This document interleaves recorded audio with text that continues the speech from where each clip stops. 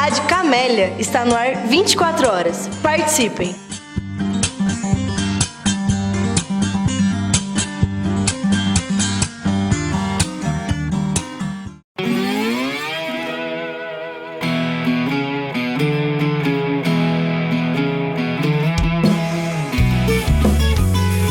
Você está ouvindo Hiperbólico. Perguntas em movimento. Movimento.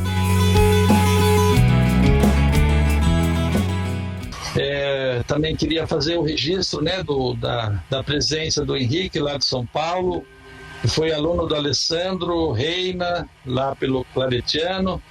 Então, seja também bem-vindo, né, ao grupo, à participação aqui dos nossos trabalhos do Seminário Filosófico, né, da Educação Filosófica, que nós iniciamos. Hoje é o terceiro encontro, né?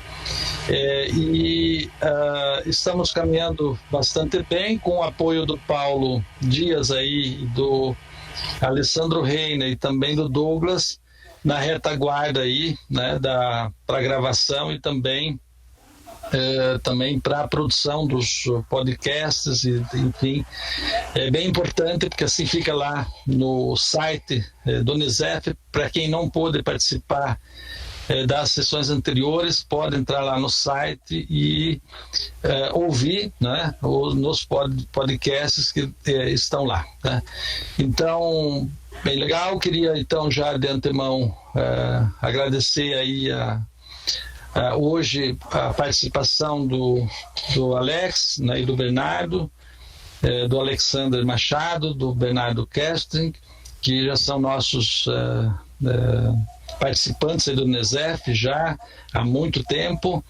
E aí, assim, bem importante, porque os temas, embora eles tenham, cada encontro tenha um objeto específico, né, eles de fato estão em diálogo, né? Existe um processo interno que costura um pouco o caminho aqui do curso, enfim, dos seminários, né? Então hoje nós vamos ouvir aí o Alex, né? Alex também Bernardo, né, com um autor que Alex vai apresentar com calma, né, inicialmente. Depois eles já combinaram como trabalharão. Apenas assim, eu mandei até uma mensagem dizendo, bem importante, que cada qual tenha em torno de 30 minutos, né, para fazer as apresentações, dando um pouco mais de tempo, né, para enfim, as colocações, as ponderações, as perguntas, enfim, no final da sessão.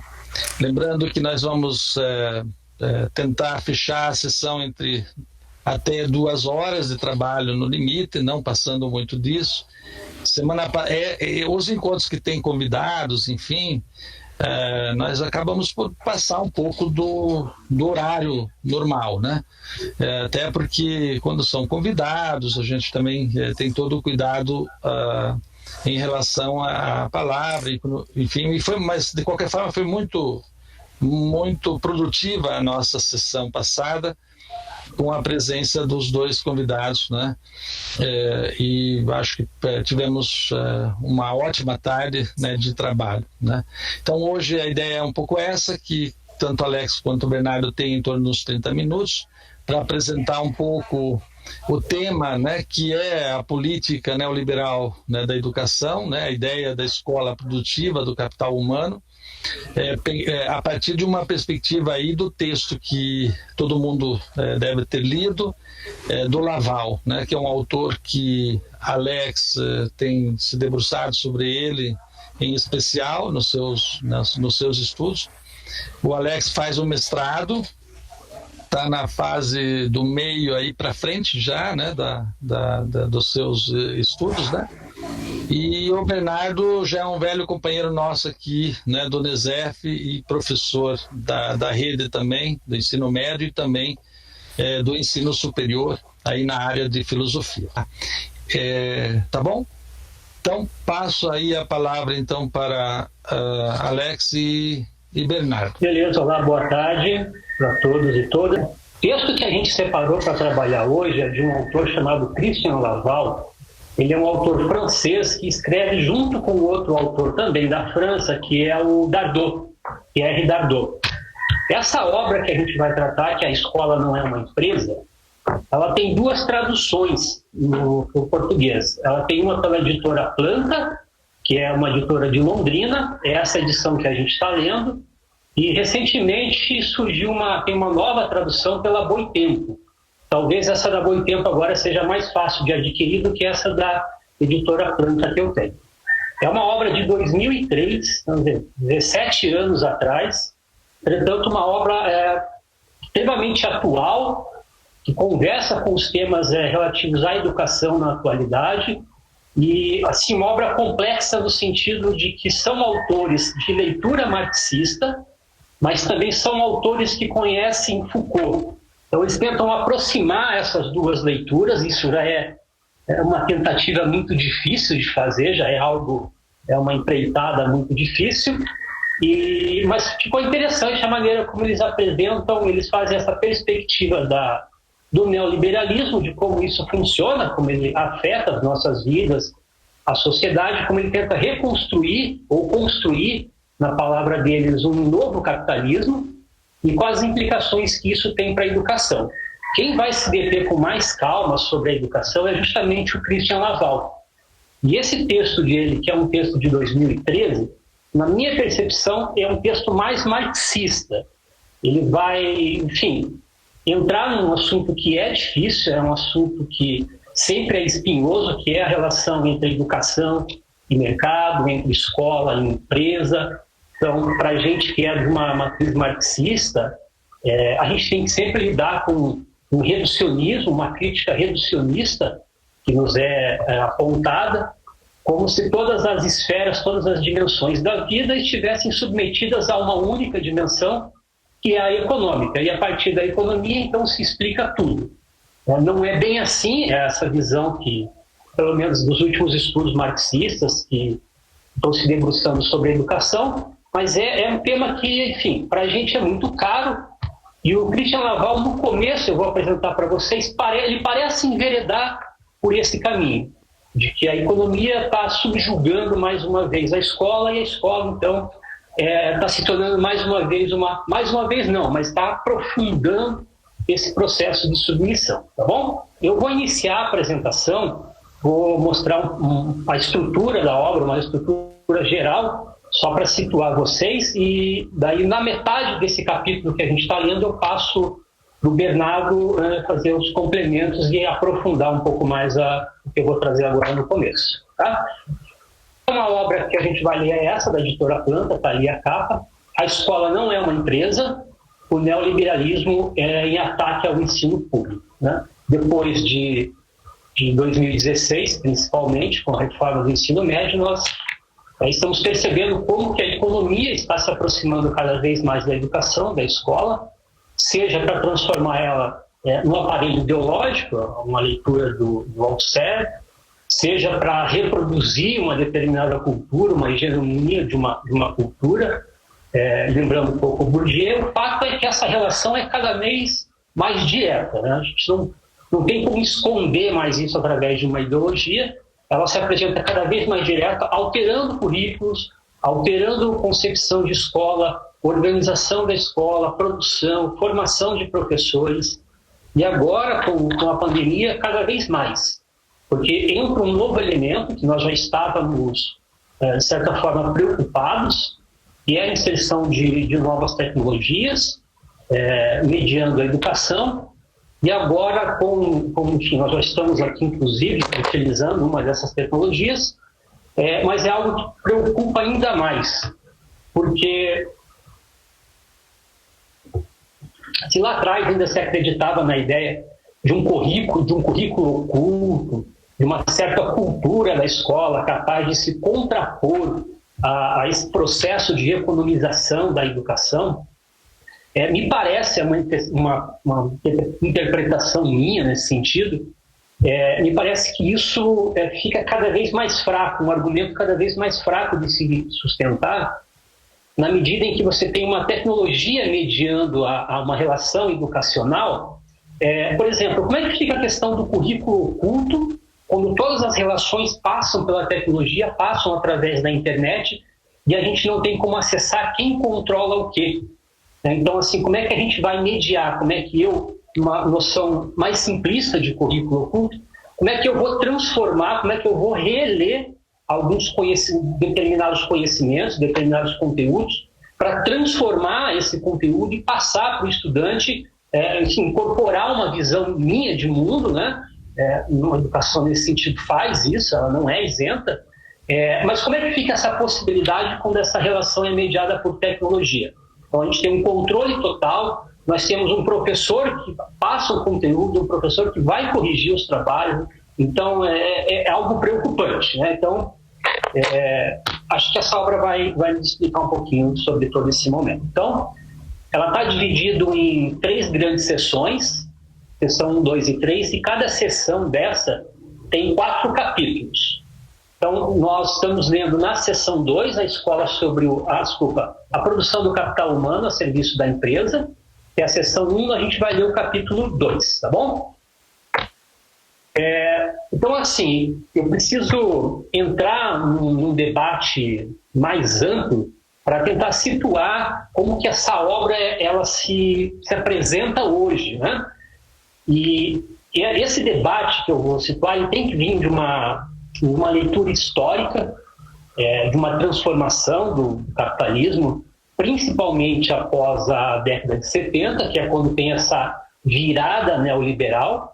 Então a gente precisa entender o que era antes da década de 70, o que ocorreu na década de 70 e que desde lá vem se impondo, né, para a gente em ondas. Essa é uma terceira onda neoliberal que veio fortíssima, né, principalmente para o Brasil e países da América Latina, veio uma onda muito forte.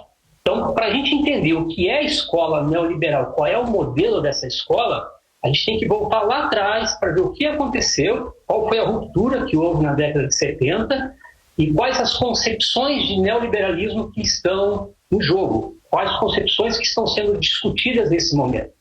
Porque determinada concepção de neoliberalismo ele vai implicar, né, numa interpretação de como a escola então vai se comportar. Então, a gente vai precisar também definir o que é neoliberalismo para entender o que é essa escola neoliberal. Então, o Laval, bem no comecinho do texto, ele vai apresentar essa primeira ideia para a gente. Que o novo modelo de educação escolar, então aqui eu vou chamar a atenção, porque ele apresenta um novo modelo. Então, qual é esse novo modelo, né? Então, o modelo de educação escolar e educativo, que tende, então veja, não é uma imposição última, né? Então ele tende significa que existe ainda para o autor possibilidade de mediação, mas é um sistema que tende a se impor, fundamentado inicialmente na sujeição mais direta da escola à razão econômica. Tá? Esse mais direta é o problema, que eu vou conversar um pouco com vocês, tentar apresentar.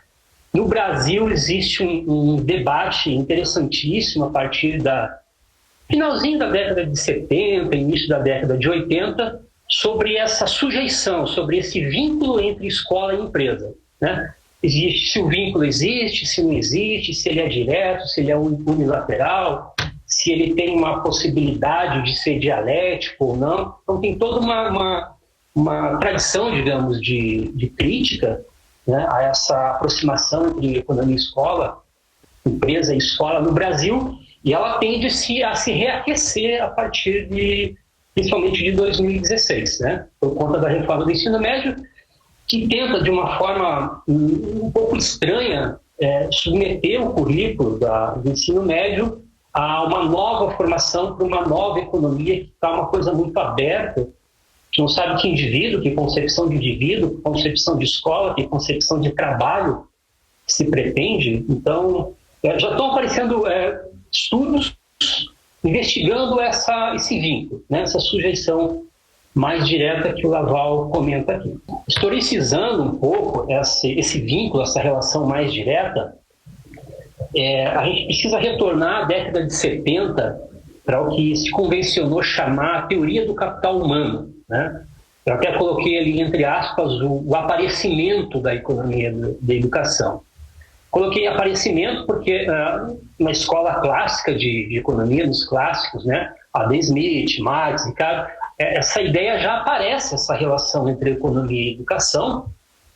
Em Adam Smith, principalmente, vai aparecer fortemente essa ideia de um capital humano, de um fator de produção. Então você tem 3 fatores clássicos, que é a terra, capital e trabalho. E o que essa teoria do capital humano tenta fazer é fundir 2 categorias, que seria o trabalho e o capital, né? Há um conceito nos estudos marxistas, a partir ali do Lukács ou Lukács, que é o conceito de reificação. Você pega um trabalhador e você vai parcelando ele, você vai retirando todas as habilidades que ele tem, para deixar o mínimo possível, né, de uma habilidade necessária para executar uma determinada atividade. Isso chama-se reificação. Então, tornar-se coisa, né? Tornar o trabalhador, tornar o sujeito uma coisa.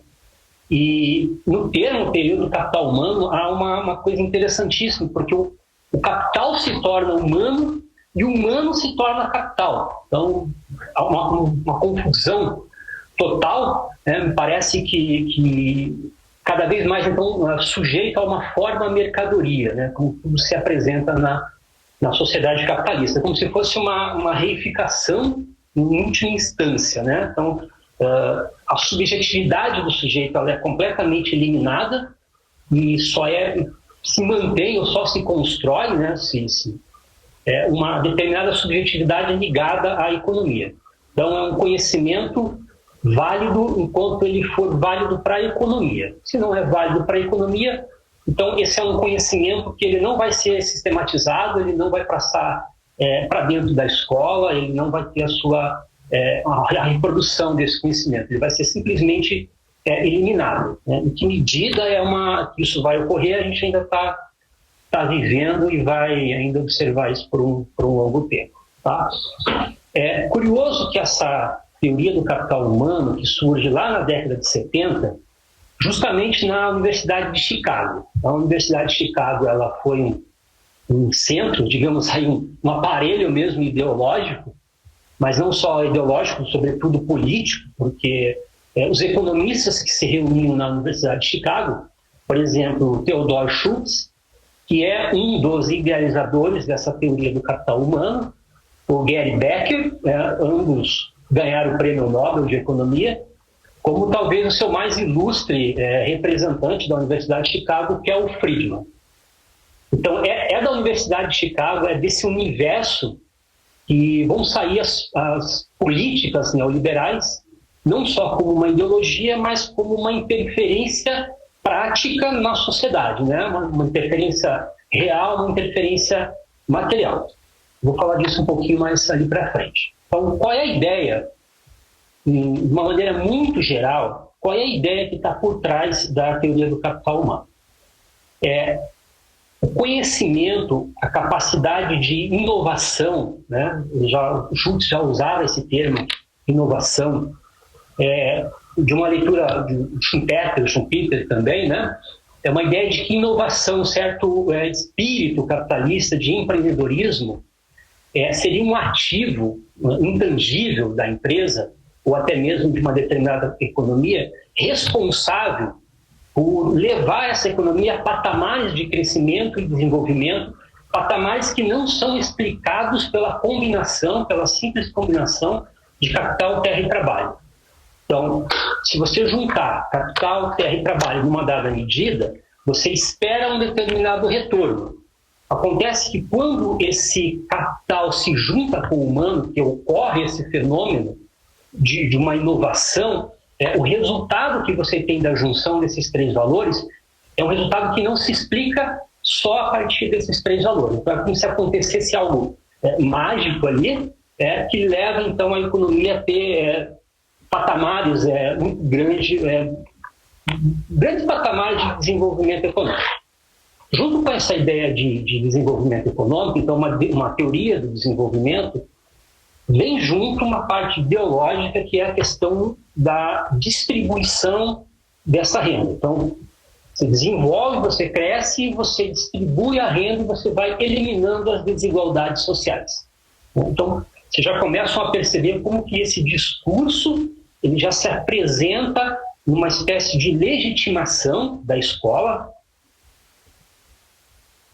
O Laval vai falar isso bem no comecinho do texto, né?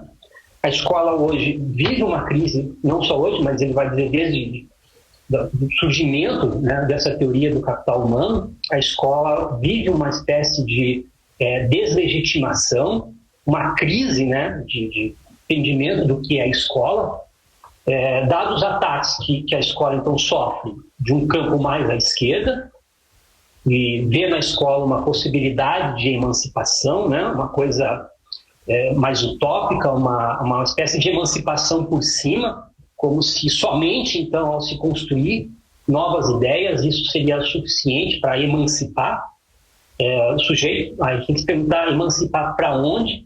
Né? Emancipar para dentro de uma sociedade capitalista, se isso é emancipação ou não. Então há essa crítica pelo lado da esquerda, de que a escola então vai formar um aparelho ideológico do Estado para reproduzir hábitos, né? Lembrando Bourdieu, uma violência simbólica. A escola reproduz a hierarquia, né? Os estudantes entram diferentes e saem desiguais da escola, né?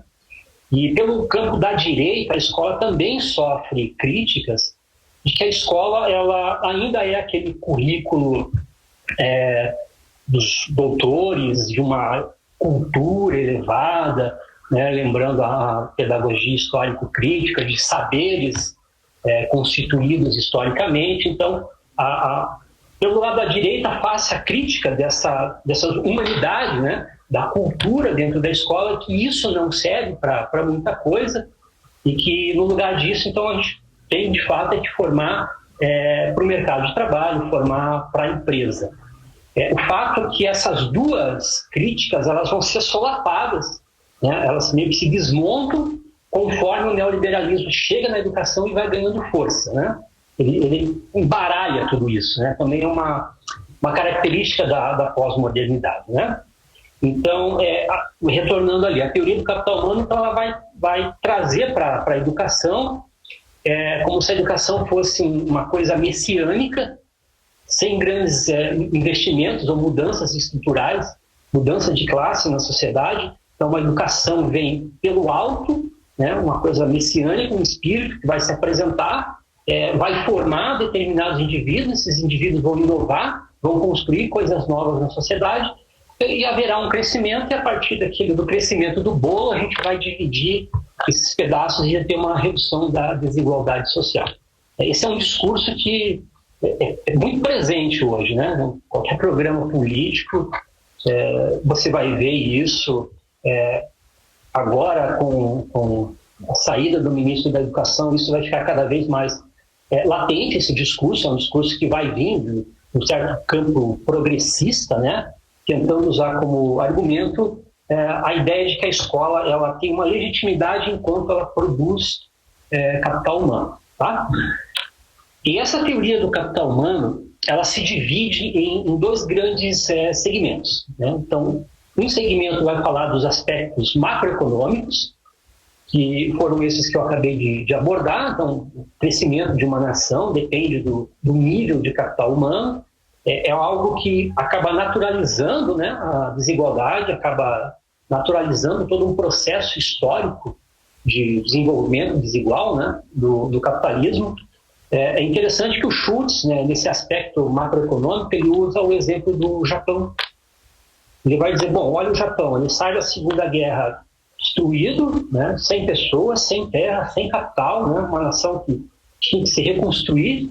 E em pouquíssimo tempo, cerca de 20, 30 anos, ela se torna uma das principais potências aí do capitalismo. E aí ele vai dizer, bom, isso ocorreu porque o Japão investiu em capital humano. E aí deu-se o milagre. Quer dizer, no caso do Brasil, é um país recentemente, né, sai do modo de produção escravista, se é que saiu ainda, né? Então é como se isso fosse apagado da história, né? É uma coisa tal qual o país aparece, algo natural, o país simplesmente surge de uma hora para outra, na visão da teoria do capital humano, né? Então ela apaga toda essa formação, né? Essa construção histórica, esse embate, ela apaga tudo isso, passa uma régua e fala, bom, a partir daqui, se você quiser crescer, invista em educação.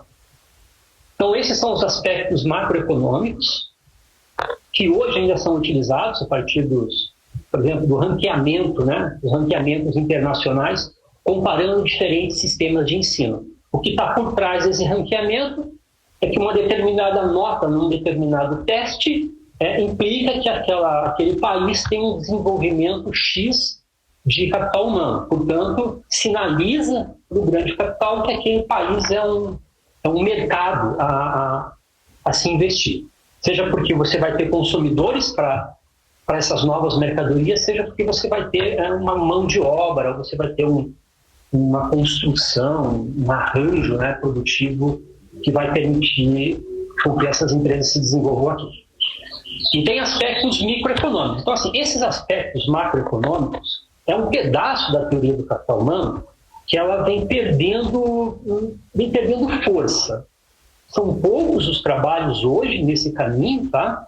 E hoje o que mais a teoria do capital humano está tentando influenciar, está tentando entender, são os aspectos microeconômicos. Então, isso é um alerta para a gente, né?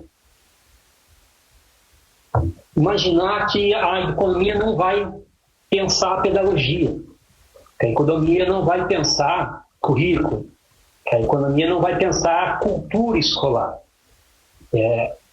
São inúmeros. Tem um trabalho que eu já vou apresentar a referência de um professor da Federal Fluminense, eu acredito.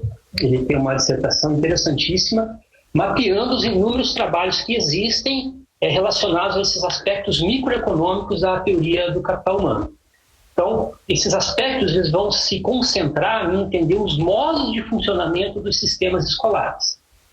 Então, eles querem saber qual é o nível ótimo de investimento em estrutura, em remuneração de professores. Então, tem N teorias dizendo que a remuneração de professor não é um fator fundamental para um determinado desempenho dos estudantes.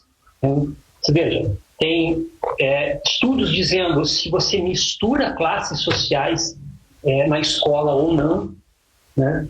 Qual é a duração de uma sessão, de um período escolar, se deve-se ter aula nas férias ou não, né? Então, tem vários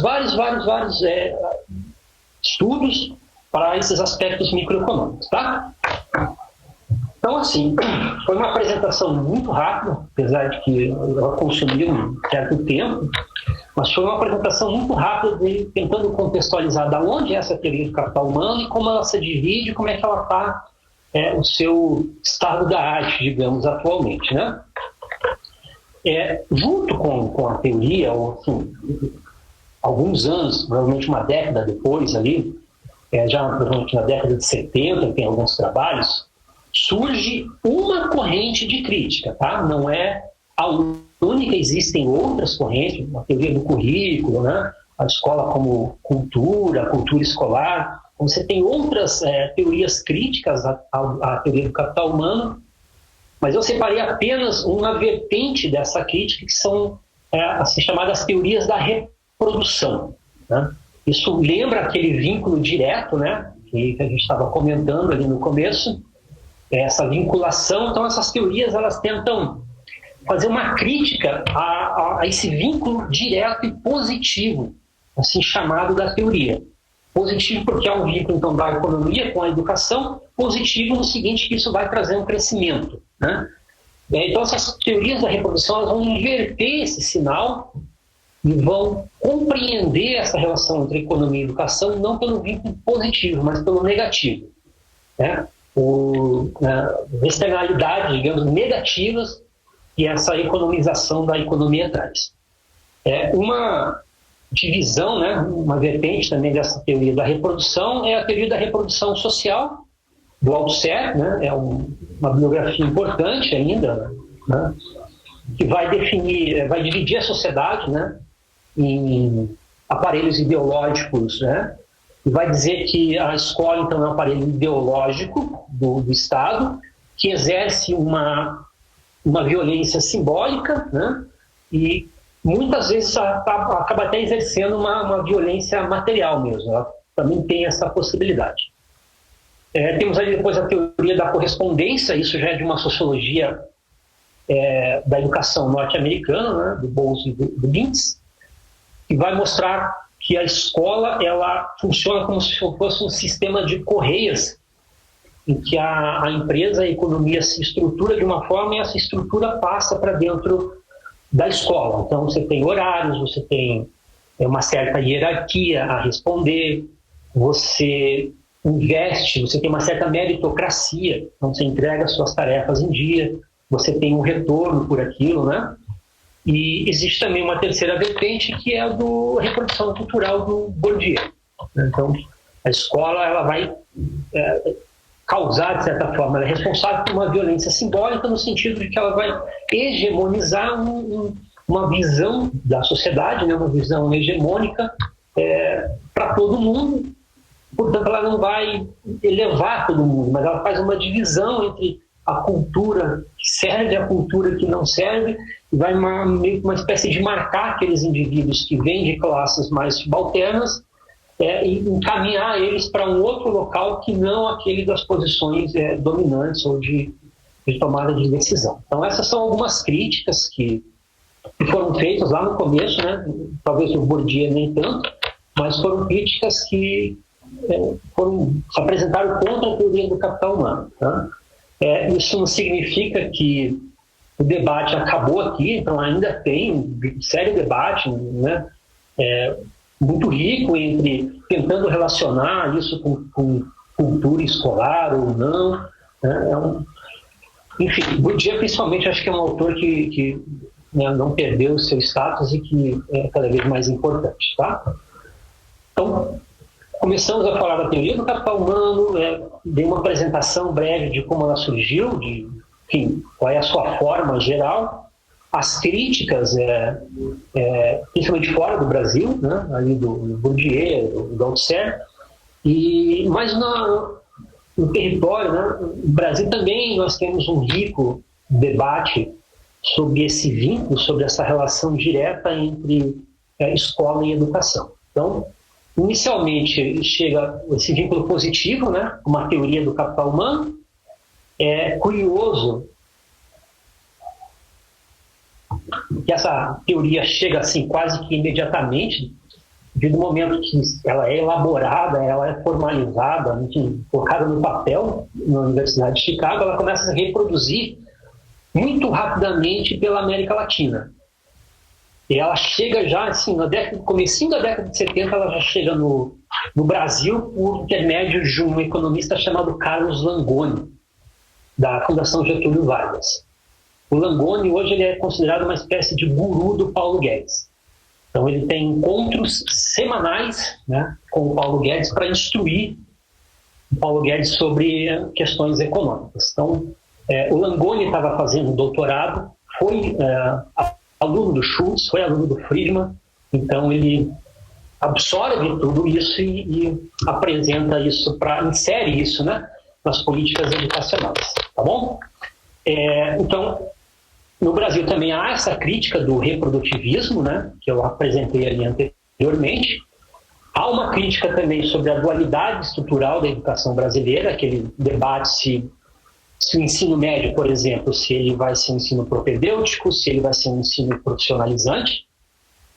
Tem algo que o Marchessan vai falar de uma utopia marxista, que são os debates que se inscrevem, né, uma definição a partir do trabalho, o que é trabalho em Marx, né, e como que isso na escola é separado, né, então assim, se desenvolve intelecto, né, faculdades, digamos, abstratas, e você deixa de lado o trabalho como a gente conhece, se junta as duas coisas, se não junta, então é um debate que ele chama de utopia marxista, e recentemente ele apresenta a crise do trabalho, né? Se o trabalho está desaparecendo, Se não está, esse é um tópico também que vai ganhar já está, né, uma importância tremenda com classe precariada, né, para saber se isso é trabalho ou se isso não é. Então, para fechar um pouco essa apresentação aqui desse desdobramento no Brasil, você tem os trabalhos do professor Wagner Rossi, da Bárbara Freitag, depois você tem os trabalhos do Cláudio Salmo, então o Clóvis Wagner Rossi e a Bárbara Freitag, eles vão criticar essa noção positiva entre educação e desenvolvimento. Né? Eles vão dizer que isso é para a reprodução do capital, que isso é implicar um determinado modo de pensar. E a Bárbara Freitag tem uma análise muito, muito interessante das reformas na década de 60, 70, da reforma do ensino superior e na reforma do ensino médio. Ela faz uma análise a partir do conceito de hegemonia do Gramsci, uma análise interessantíssima. Então é feita essa crítica negativa, né, se inverte o sentido. Há um outro trabalho importantíssimo, que é do Gaudêncio Frigoto. Então, há uma crítica no sentido negativo, aí uma tentativa do Cláudio Salmo de falar, não existe relação entre educação e trabalho, que o capital, ao se reproduzir, ao transformar trabalho complexo em trabalho abstrato, ele reproduz junto à sua mão de obra. Então, ele não acredita nessa ideia de que se você formar um estudante com altas habilidades e competências, de que isso é algo que o capital queira reproduzir para a totalidade da sociedade. Tá? Então, ele vai dizer que não existe esse vínculo, ele é indireto, e o Gaudêncio Frigoto, então, vai pegar essas duas posições, de uma crítica negativa, de um vínculo que não existe, e vai tentar apresentar isso dentro de uma concepção, de certa forma, dialética, dizendo da produtividade da escola improdutivo. Então, a escola tem um vínculo, não é esse vínculo direto, mas a escola sim produz e reproduz algo através da educação para a sociedade.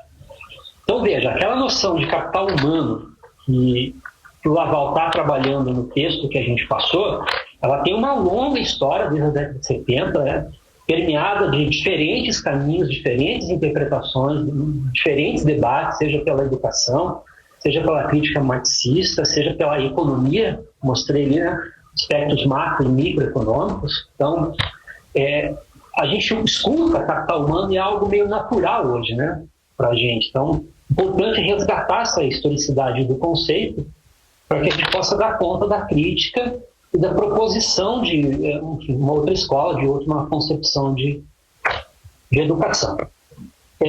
Tem outro autor, eu estou fazendo uma apresentação mais geral, mas já estou afunilando para o texto, tá?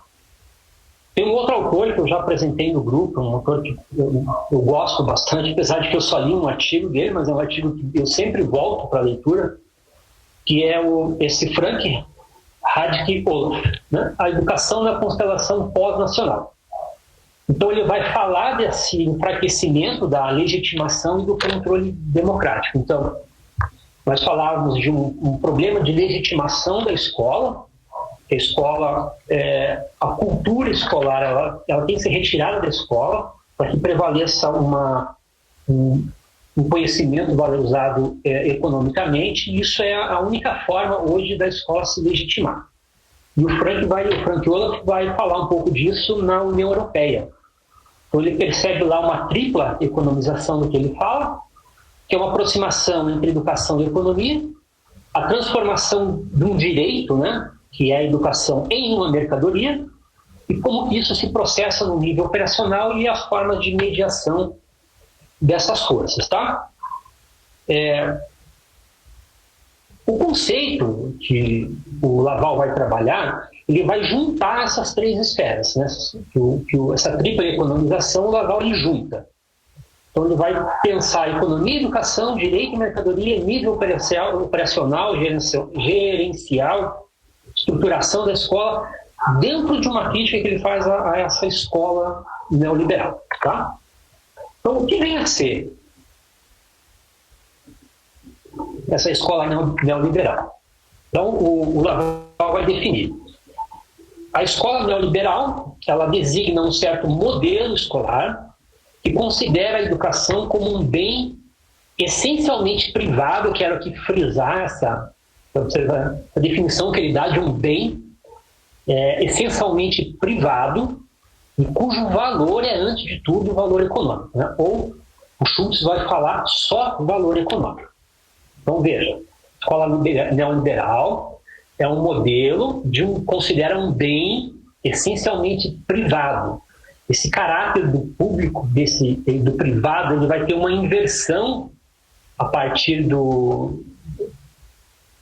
que a teoria do capital humano vai ganhando força, a partir do momento em que a escola de Chicago vai se impondo como a versão vitoriosa do neoliberalismo. Vou mostrar que existem outras versões e essa é a que prevaleceu. Então você vai transformar o que é um direito público em um bem essencialmente privado. E por trás dessa transformação do público e do privado, há uma ressignificação de uma ideia de justiça social para uma ideia de justiça do mercado. E que nessa justiça do mercado, o que regula os indivíduos, o que regula as instituições, é, antes de tudo, a concorrência. Então, no outro livro do Dardot Laval, A Razão do Mundo, eles vão falar de um darwinismo social, uma leitura do Herbert Spencer, e o valor fundamental é o valor da concorrência, mas não aquela concorrência vista no começo do liberalismo, de uma determinada especialização, então todo mundo iria se especializar, a mão do mercado faria essa regulação e todo mundo teria um crescimento, porque todo mundo se especializou. Então eu faço bem uma coisa, outra pessoa faz bem outra coisa, e na troca, né, esse ganho que nós tivemos com a especialização, ele vai se transformar de um bem-estar, digamos assim.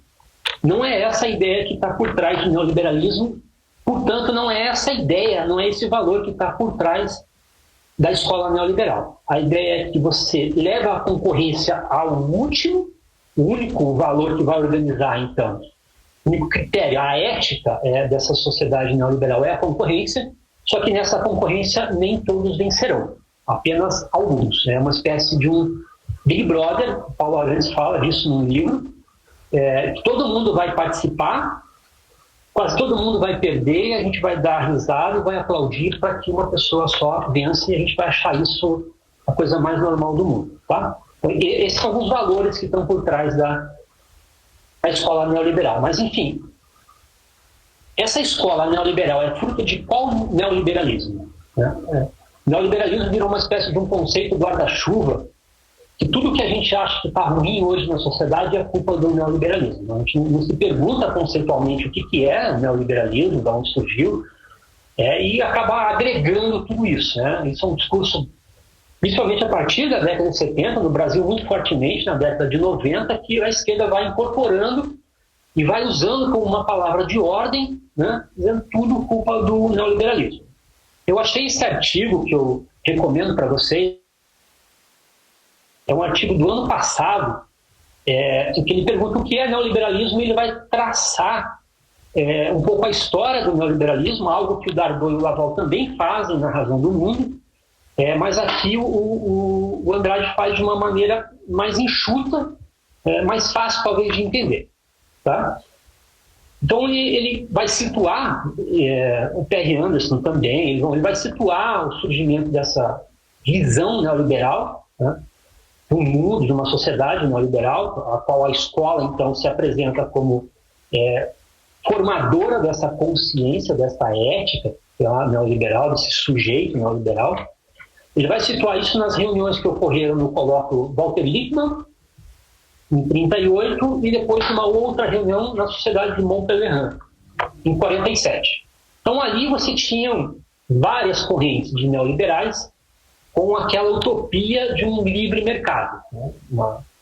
Ainda aparece essa ideia de livre mercado, mas não como a gente entende ela hoje na concepção da Escola de Chicago. Então você tem ali um debate entre os ordoliberais, né, tem a de Freiburg, você tem a escola austríaca, a escola de Chicago, você tem uma escola de Londres, então você tem diferentes concepções. Os ordoliberais até entendem uma certa intervenção do Estado para tentar ajustar essas desigualdades. Então, a concepção que eles teriam de escola já é diferente dessa que prevaleceu, né, da escola austríaca e principalmente da escola de Chicago. Só que essa definição de neoliberalismo, segundo o Andrade, ela vai se apresentar para a academia por volta no início dos anos 2000. Então, em 1970, acontece ali já, né, no início da década, e depois com o Chile, né, com o golpe no Chile. O golpe no Chile foi o grande laboratório, o Andrade vai dizer. Foi o grande laboratório, foi ali que se apresenta uma versão vencedora do neoliberalismo. É ali que esses teóricos se afastam, inclusive, do liberalismo clássico. Então, ali eles vão mostrar que o Estado deve, sim, existir, mas ele é um Estado policial, ele é um Estado de opressão, ele é um Estado que vai funcionar como Estado legitimador para você privatizar, para você desmontar e para você fazer prevalecer na sociedade uma determinada ideia de justiça. Tá? Então, é essa versão que vence no Chile. E aí o Andrade vai mostrar numa pesquisa que de 1990 até 2004 foram mapeados 148 artigos que falavam sobre o neoliberalismo. Nenhum desses artigos havia uma definição clara do que é neoliberalismo. Tá? Ele vai mostrar que essa definição vai aparecer a partir do Foucault, principalmente, vai aparecer a partir do David Harvey, que está aqui no slide para vocês. Ele vai citar também os autores franceses, David Dominique e Levy. Então, vamos tentar entender, e aí eu vou, de novo, me aproximando cada vez mais do texto. Então, eu preciso dar toda essa volta para definir o que é uma escola neoliberal para o Laval. Né? Aonde que eles se inserem nesse debate? Né? Então, veja, há uma definição, a primeira definição, do neoliberalismo como uma reconfiguração da estrutura de classes a partir do enfraquecimento do compromisso keynesiano. Então, na década de 70, há uma reconfiguração, né, uma reestruturação do que ele chama de 3 classes, a capitalista, gerencial e popular.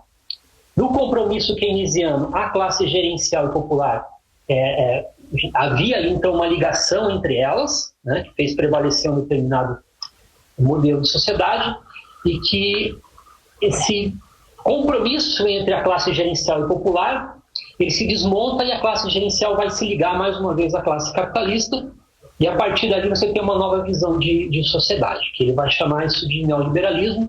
Então é importante perceber que o neoliberalismo é uma resposta a uma crise. Essa resposta à crise é um conceito muito importante para o Laval e para o Dardot e para o Laval. Há uma segunda interpretação, que é um autor que eu também gosto muito, leio. É uma obra, mas eu sempre leio ela, sempre vou buscar algumas respostas, que é o do Wolfgang Streeck. Ele vai dizer, na minha explicação, na minha ideia, assim, uma das melhores explicações, é uma que me agrada, para tentar compreender, que o que é o neoliberalismo. Então, ele é a dissolução do capitalismo democrático do pós-guerra, que essa dissolução, ela pegou a gente de surpresa, porque nesse acordo entre o trabalho e o capital, a gente nunca esperaria, nós não esperávamos que seria o capital a se desfazer desse acordo.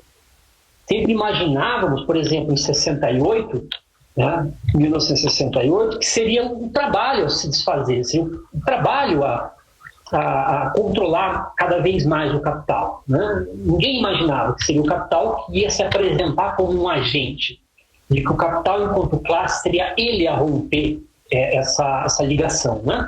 Então, o Wolfgang vai falar que o capital, ali na década de 70, ele se revela como um predador e como um animal de estimação, e quando ele faz isso, ele apresenta à sociedade uma outra concepção de justiça. Então, o Estado keynesiano, o Estado de bem-estar social, estava pautado em normas culturais, de uma determinada concepção do coletivo, do comum, do que era direito, do que era proteção social, e isso vai ser transformado numa outra concepção de justiça, que é o que ele fala de justiça de mercado. O mercado define que é justo em termos de mercado. Aquilo que é justo é o mercado que define como? Através da concorrência. Então, percebam como essa escola neoliberal ela se liga a uma ideia de justiça de mercado. seja na concepção em si da escola, seja no funcionamento da escola como uma instituição da sociedade. Enquanto instituição, essa escola não está mais dentro de uma concepção de justiça social, de educação como um direito. Então, a própria instituição está dentro de uma concepção de justiça de mercado. Como a escola também tem que concorrer entre escolas. Você tem que ter o IDEB para comparar uma escola com a outra, né? Tem níveis de eficiência, níveis de eficácia, e aí é que entra aquele aspecto microeconômico da economia. Então, quem vai definir isso não é o debate público. Quem vai definir isso é a economia de gabinete, digamos assim. Há uma terceira visão, que é a do David Harvey, que ele vai definir o neoliberalismo também como uma crise de acumulação, e a resposta a essa crise de acumulação do capital, ele vai dizer que são as acumulações por despossessão ou acumulação por expoliação. Tá? É uma espécie de acumulação primitiva que nunca parou. Então você tem a violência a todo momento, perpetrada pelo Estado, né, transformando tudo que é direito em mercadoria, tudo que é comum em privado. Essa é a ideia do Harvey. Só que a gente poderia ficar um bom tempo conversando. Então o que essas três concepções de neoliberalismo têm? O neoliberalismo é uma resposta à crise do capital. E aí, já se encaminhando para o fim, é que vem o Dardot e o Laval.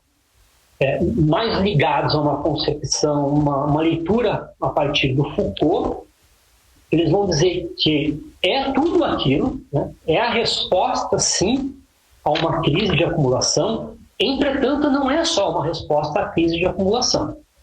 Tá? Então, a gente não pode entender somente a partir desse vínculo econômico, como é que a escola e a economia se relacionam. Tá? Então, a escola não está aqui sendo transformada unidirecionalmente pela essa crise de acumulação. A escola, para eles, é uma espécie de construção de um novo sujeito. Então, ela não é algo passivo, que vai sentir a transformação, mas ela é algo que faz parte da própria transformação enquanto definição de um outro tipo de sujeito. Então, eles vão dizer, o neoliberalismo pode ser definido como um conjunto de discursos, práticas, dispositivos, que determinam um novo modelo de governo dos homens, segundo o princípio universal da concorrência. E o que faz passar para dentro da escola essa lógica é justamente o conceito de capital humano. Né? Então, o que é o capital humano? O homem, sujeito, se torna um capital que vai competir com outros capitais na esfera da circulação, né, na esfera da produção de mercadoria. Então, a gente vai se comportar como uma forma de mercadoria. E que, a partir daí, né, essa concorrência vai levar uma espécie de eliminação do mais fraco, e aí vai prevalecer um darwinismo social, né? Vai prevalecendo sujeitos mais aptos, com mais habilidades, sujeitos mais flexíveis, capazes de se adaptar à nova ordem econômica. Aí, já finalizando, essa aqui é a definição de capital humano para o Banco Mundial. Capital humano é um conjunto de conhecimentos, habilidades e atitudes que favorece a realização do trabalho de modo a produzir valor econômico. Tá? Então, olha, desde a década de 70, 50 anos depois, olha o conceito aqui no Banco Mundial. Produzir valor econômico. São os atributos adquiridos por um trabalhador por meio da experiência, da educação e da perícia. Aí, para finalizar, dá uma olhada na noção de competência na Base Nacional Comum Curricular. Competência é definida como a mobilização de conhecimentos, habilidades e atitudes. Ele dá uma floreada para o exercício da cidadania do mundo do trabalho. Tá? Então, slide anterior, né? Conhecimentos, habilidades e atitudes, e na BNCC, conhecimentos, habilidades e atitudes. Tá? Então, eu finalizo aqui, acho que eu devo ter até passado do meu tempo, mas precisava situar esse conceito de capital humano dentro de um debate maior. Tá bom? Obrigado.